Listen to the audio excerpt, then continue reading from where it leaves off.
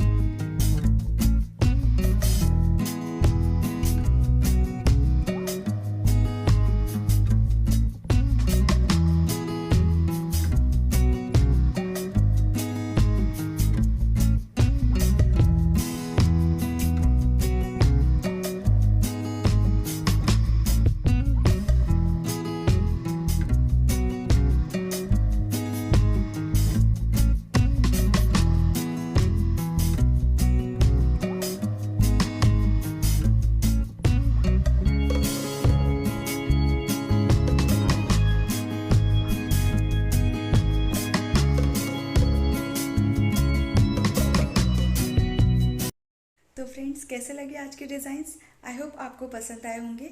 अगर वीडियो अच्छी लगी तो इसे लाइक ज़रूर कर दीजिएगा, अपने फ्रेंड्स के साथ भी ज़रूर शेयर कीजिए और अगर इसी तरह के और वीडियोस देखने हैं तो मेरे चैनल को सब्सक्राइब करना मत भूलिए।